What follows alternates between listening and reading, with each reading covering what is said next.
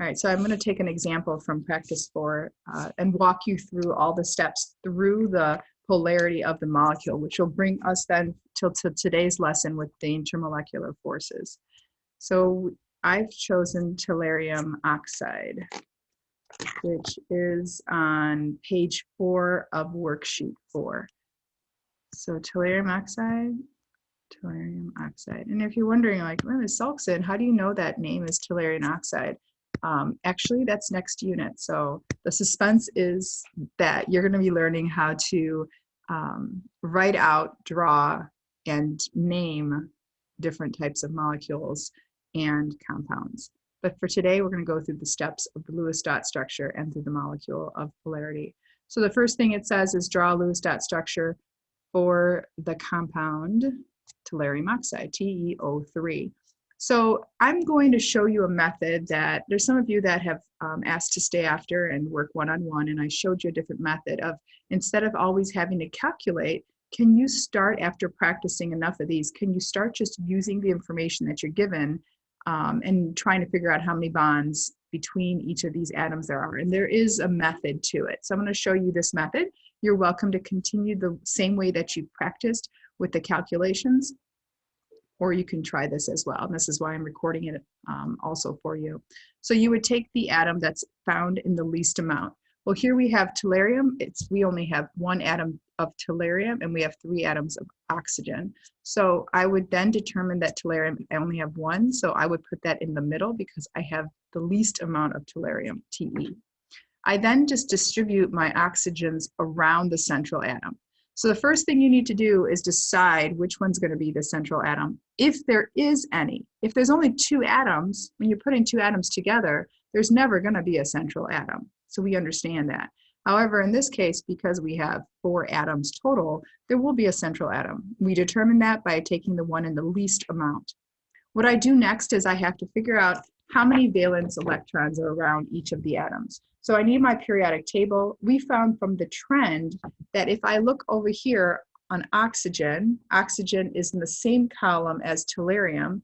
We know from the trend that there's 6 valence electrons. So then we're going to use the dots to represent the electrons, because the first section is asking us to draw out the Lewis dot structure. I'm going to actually place the dots specifically only around oxygen. And again, this is just a method that I'm showing you instead of using calculations. So it's a rearrangement method.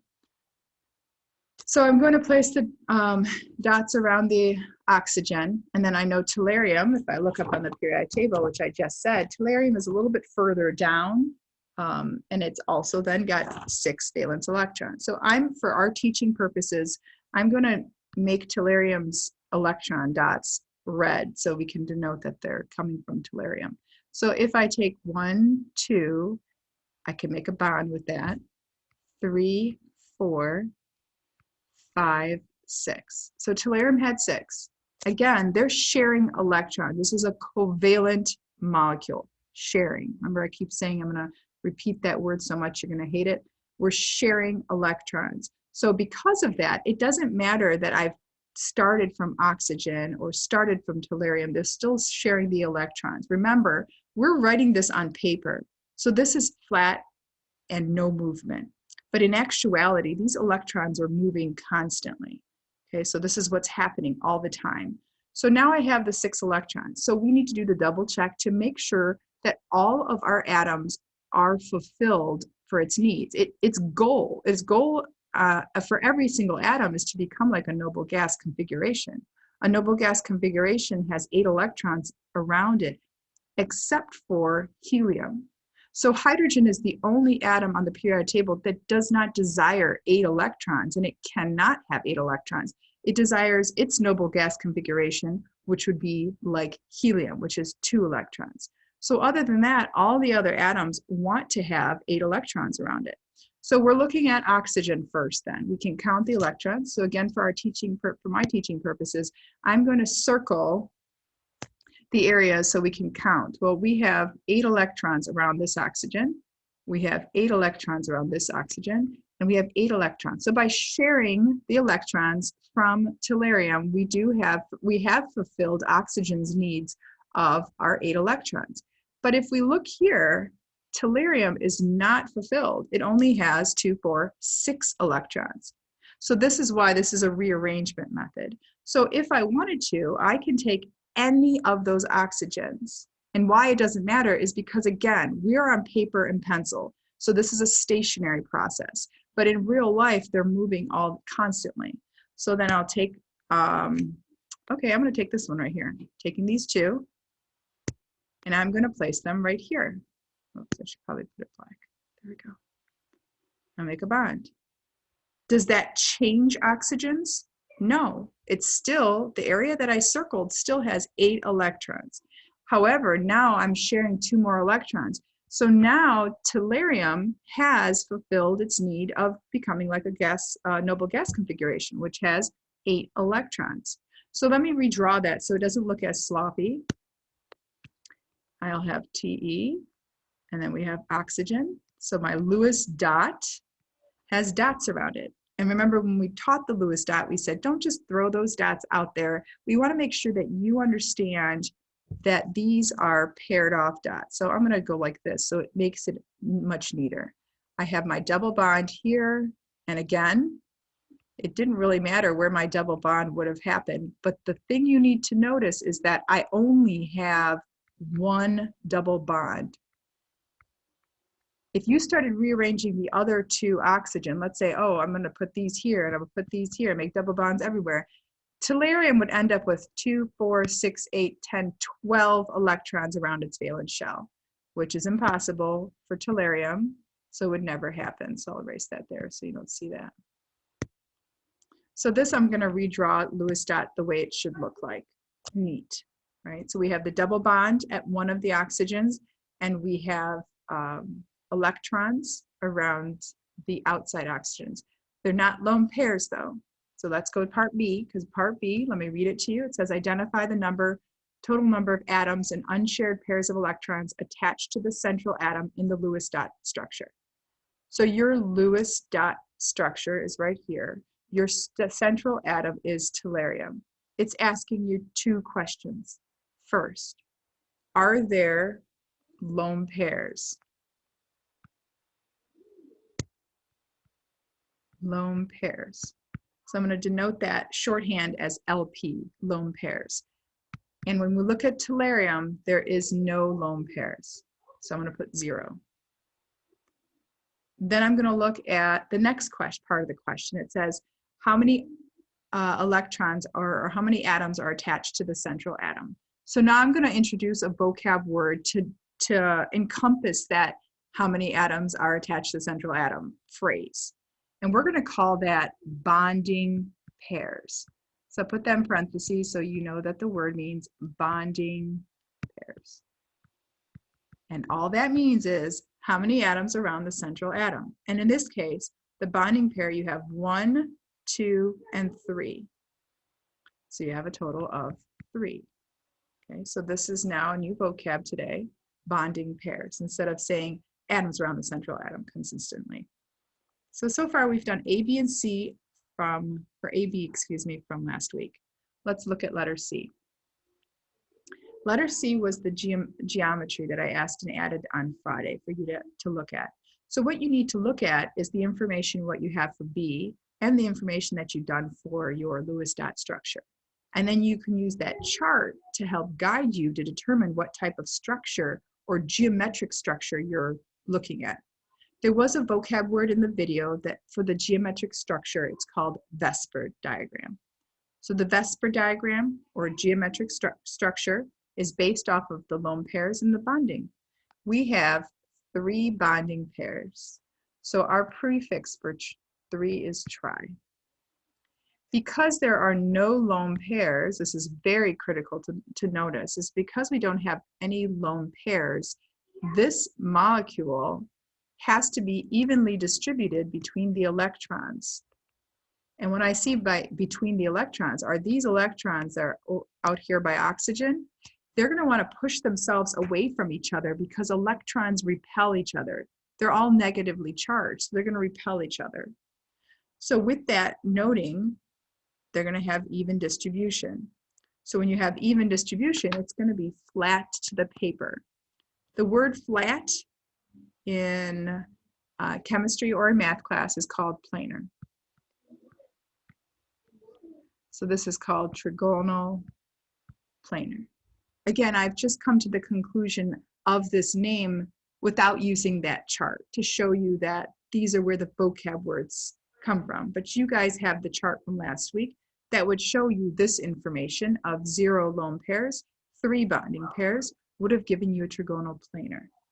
So this is actually answering part D, right? Because part D actually asks you the name. So let's go back to C, because this is the way I taught you last week. We skipped C and we came back to it on Friday. So now let's draw that. We know it's flat to the paper. We know that we have to separate those electrons as far as possible from each other. So I'm going to put TE in the middle.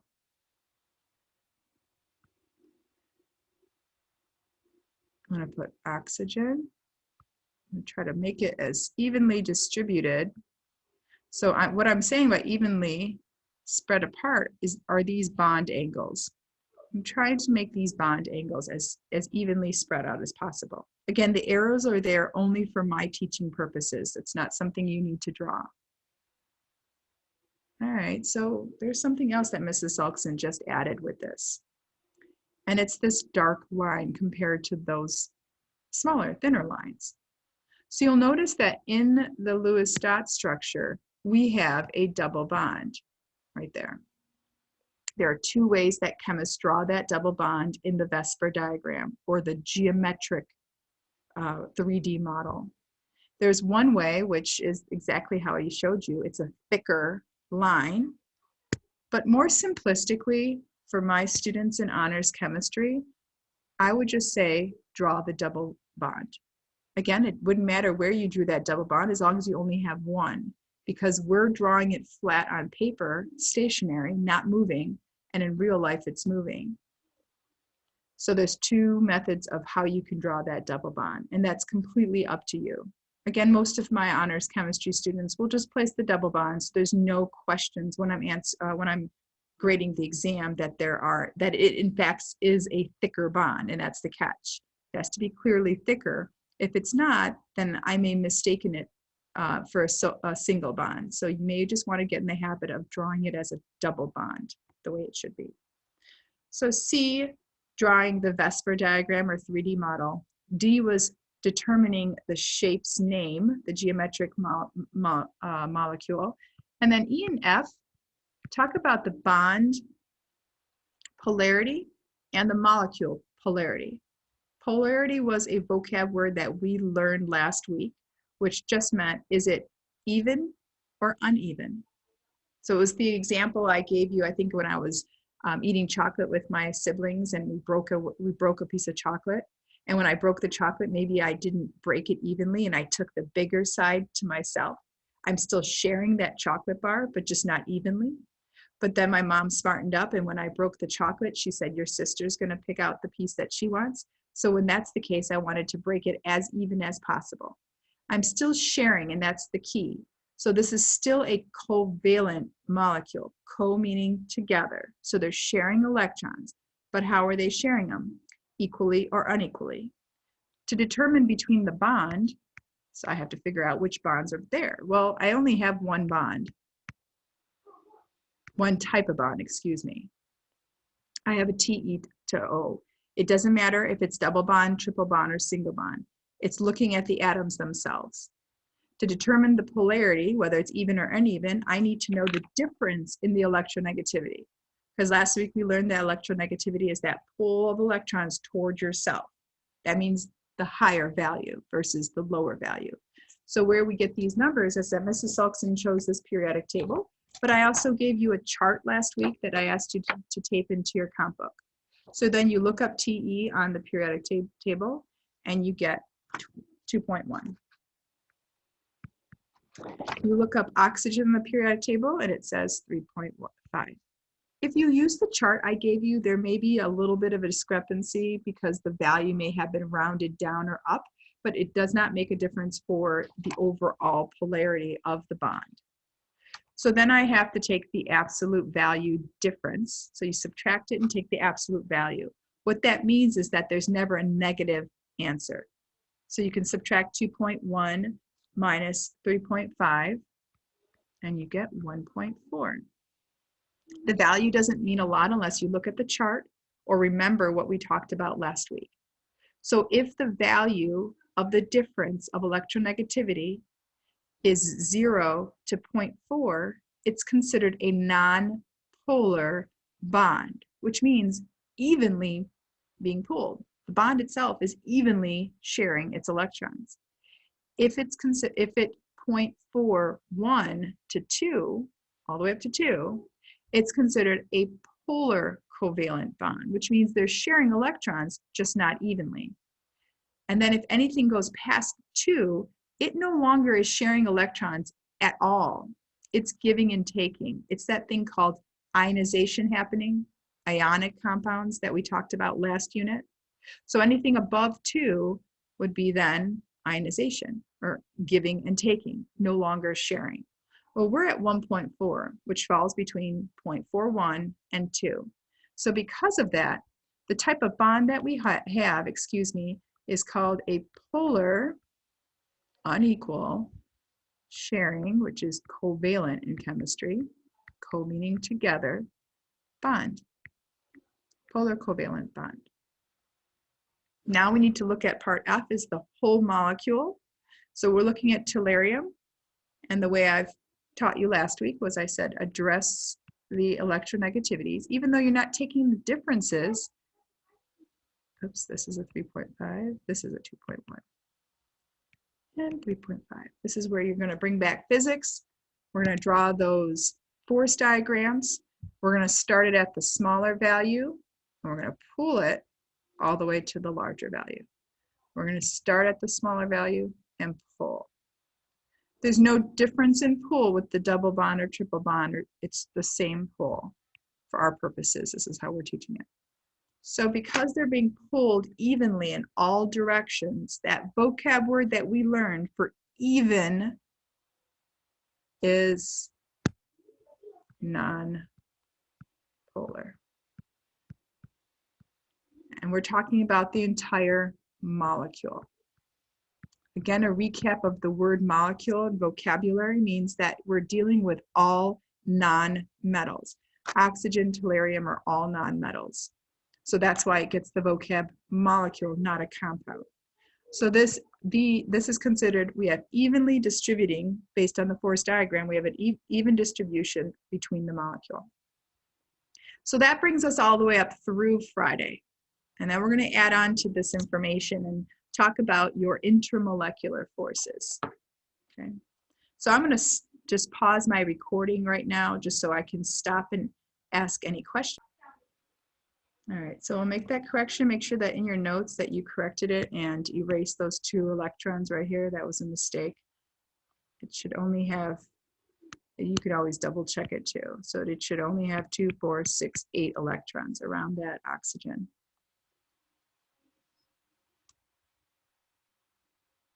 So now I'm going to share another empty screen, and we're going to take some notes on today's lecture. I'm going to take a little bit of vocab words. We're going to learn some vocab words today too. Let me, excuse me. I'm going to put the shorthand word of what we call this. It's called IMF, and I'm going to then associate it with what we're doing, what we just finished today. So IMFs are called intermolecular forces. Intermolecular forces. So instead of saying intermolecular forces over and over again and being tongue-tied, we just call them IMFs.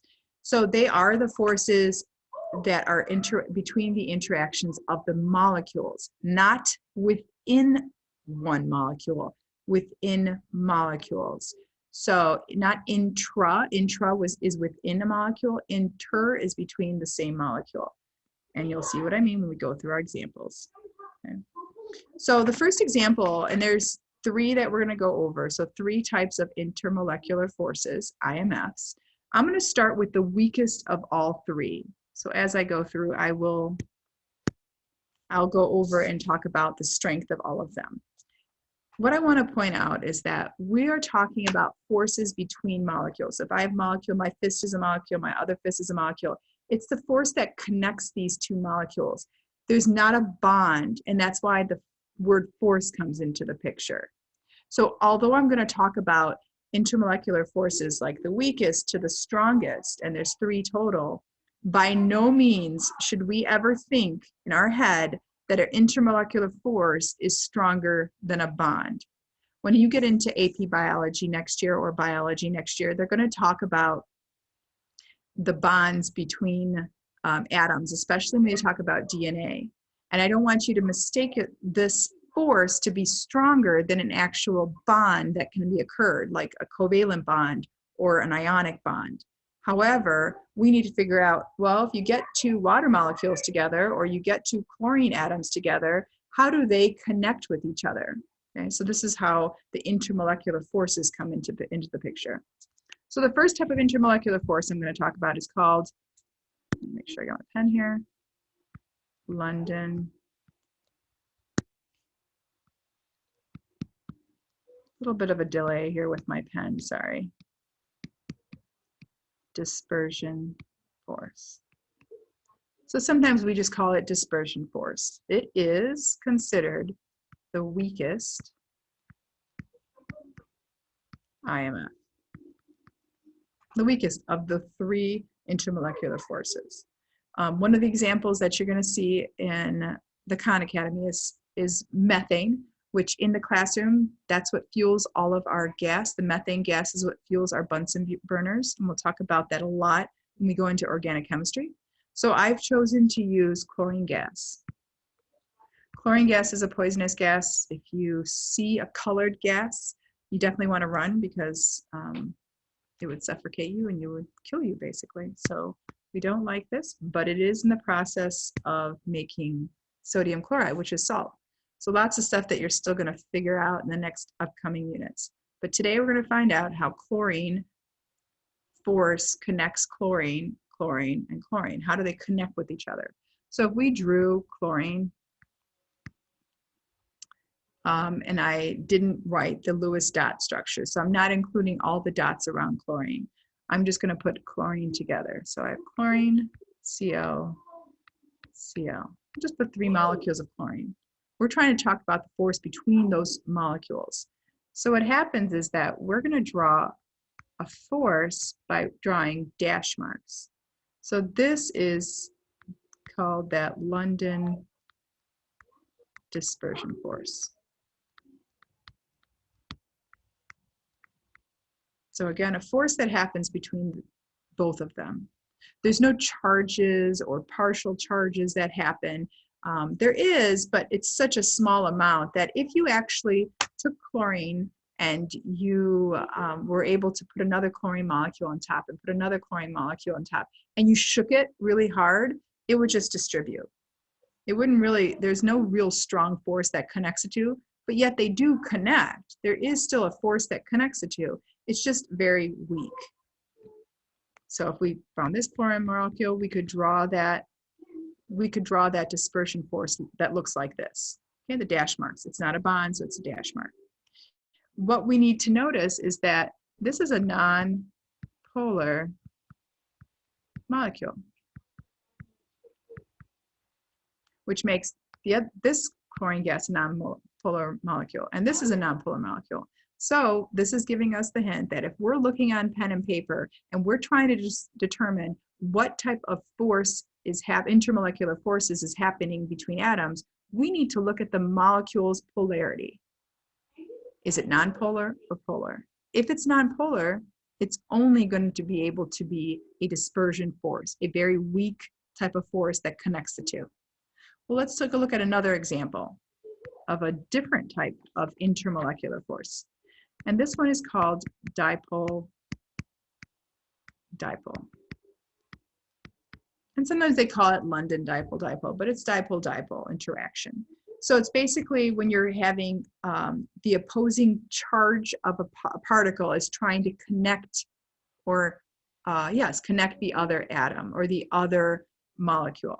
So I'm going to give the example of, let's use hydrochloric acid, since a lot of chemists use hydrochloric acid, and you guys will be as well. I'm going to put just 2 molecules of hydrochloric acid. I'll just put another molecule over here. Since I did 3, let's do 3 everywhere.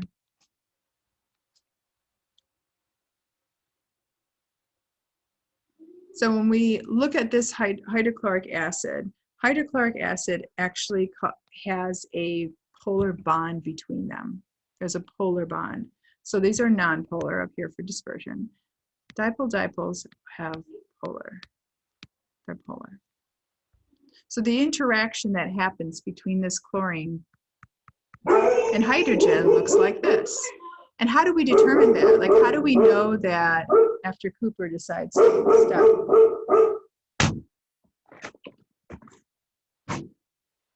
After we determine this by addressing hydrogen and chlorine partial pressures. Sorry about this. This is the, hold on a second. I'm going to share that. How we addressed it. So dipole, sorry for the interruption. So we have dipole, which is, first of all, polar, not nonpolar. But then we have to figure out how does it actually connect. So it's a little bit stronger. It's actually a lot stronger than dispersion forces. And what we need to do is, I'm going to go back and talk about those electronegativity values. So have your periodic table out, or right now you're just writing the notes in. But when you're doing the practices, have your periodic table out. So we're going to find that when we look up on the periodic table, hydrogen has a 2.5, and then there's a 3.0. So it is polar, right? The difference is polar because it falls above the 0.4. However, we're going to have to address something called partial charges. And we're not going to go into a lot of detail about it except for the intermolecular force area. You're going to talk a lot about partial charges if you decide to take AP chemistry, or when you get into your AP biology has it as well. So the symbol for partial, and you saw me draw it up here, looks like an 8, but it's not quite closed up. So the word partial looks like a 8, but not closed up. And you have a partial charge, so that would be partial positive. Or you have partial negative. So again, it's partial because you're dealing with a force negative. Sorry. You're dealing with a force. You're trying to figure out how is that force going to connect to another molecule. So this is the dipole force that connects it. And I'm now going to address or identify chlorine versus hydrogen. How do we know which one gets a partial negative and which one gets partial positive? Well, when you write down the electronegativity value, the one with the higher electronegativity value has an ability to hold on to the electrons, like pull the electrons toward itself a lot better than the one that has a lower. So then I'll just put down partial negative. So the one that can pull the electrons closer to itself better is the one that's addressing the partial negative, which would leave the other one to be partial positive. And how I determined that is I wrote down the electronegativity value.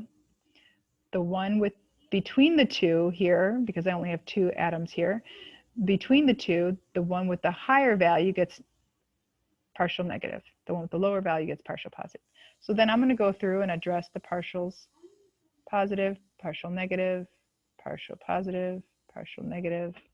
And then I can draw my intermolecular force. Well, you're going to have a negative and a positive here, so you can make that intermolecular force. If there was another hydrochloric acid, you can draw the partial charges, and you can draw that force. Again, at nowhere between those 2 molecules should there be a line, because the line represents an actual bond. When there's forces, you have the dash marks. All right, so we're going to look at what happens. We have dipole, they're sharing those partial charges. So there's 2 types of dipole. You're like, oh my goodness, how am I going to determine the difference between the 2? So there's a dipole, they're sharing the different charges. That's how they're connecting that force. So you're still dealing with a polar molecule. However, one's a little bit stronger. So notice I've written down the third. The third intermolecular force that we're going to talk about is the strongest of the three. It's still considered a dipole-dipole, so we're still going to be addressing partial charges. However, the big difference is that it has to be connected from an H to an F, fluorine, or an H to an O, or an H to an N, FON. That's the only way that you're going to have a super strong intermolecular force. So the best example I'm going to show you, which is amazing, is called water. Water has some properties that truly are magical. So when I draw this, you know what, I'll just put those lone pairs. And the reason I wrote the lone pairs there is so you understand why it's bent and not linear. So let me address those, or label rather, the partial charges. Hydrogen has 2.1. Oxygen electronegativity value is 3.5. So I'm going to go ahead and put down 2.1, 3.5. I don't have to put the numbers on every single one. Once you know those, you know them. But I need to decide who's going to be the partial negative and partial positive. And the way I've decided was the one with the higher electronegativity value, the one that's able to hold on to the electron or pull it towards itself better, is the one that gets assigned the partial negative, which means that the hydrogens are assigned partial positives. So this I can go through, and since I gave 3 examples, I'll just go ahead and label those examples. So that way I can show this type of intermolecular force. Positive to positive doesn't happen. So this intermolecular force doesn't happen between the hydrogens and hydrogens. It happens between negative and positive attract. So that intermolecular force happens right here. Again, if just so you don't make a mistake, look at the positive from this hydrogen and the positive of the other hydrogen. There's no intermolecular force that happens there. So then it would actually occur.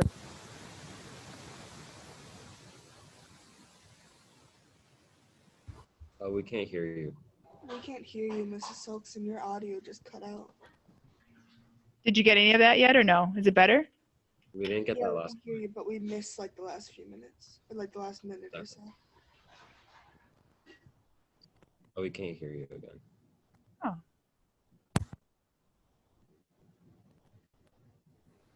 Can you hear now better or no? Yeah. Yeah. Is it okay? Yeah. Yes? Thumbs up? Okay.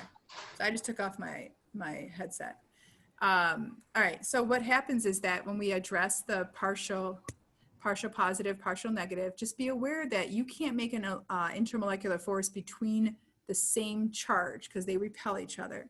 So in this case, I could make a intermolecular force happen between negative and positive, or any other hydrogen would be connected to another oxygen. So you're looking at the opposites being attracted. So again, to recap, this is still a polar bond, polar molecule. However, polar bond. However, the difference between that is the bond has to be between, and look, I'll even highlight it here. It has to happen between O and H and O, H and F, or H and N. If it doesn't, it isn't considered the strongest of the 3. But if you're looking at the names, I haven't changed number 2 and 3. So I waited until now because I really don't like the name that chemists have assigned this. It's actually called a hydrogen. And I cringe when I write it because I don't want you to think that this is a bond. It should say hydrogen interaction force or hydrogen intermolecular force, but they don't. They call it a hydrogen bond. So that force that's right here, I'm going to underline it as red. That's considered a hydrogen bond. I addressed it and I labeled it only last because you need to understand there's no difference between a dipole-dipole. It's a dipole-dipole, but one's a little bit stronger. And actually not just a little, it's a lot stronger. Water has really, really awesome properties. So if you were to take a little container of water and maybe had pennies out and you dropped water on some pennies, it would form like a little bubble and you could keep dropping and dropping and dropping. And their intermolecular force, so water molecule to water molecule, almost is like sticky. You can have so many that they end up forming a little bubble on that penny because they have that strong intermolecular force. So that's really where it comes from. They're still polar, but this is the only thing that determines it is, oops, sorry, I'm going to use a different color so you understand. Make note of it, highlight it, make sure you're aware that when you're looking at a polar bond, if it is hydrogen to fluorine, hydrogen to oxygen, or hydrogen to nitrogen, then it'd be considered a hydrogen bond. I purposely used hydrochloric acid in the example above. So if you notice, I purposely used hydrogen up here just to point out that it's not the strongest because it's not one of the three. It's just considered a dipole-dipole. So those are the three interactions, and I labeled them from weakest to strongest. All right, so I am actually going to stop my recording right now. I pause my recording.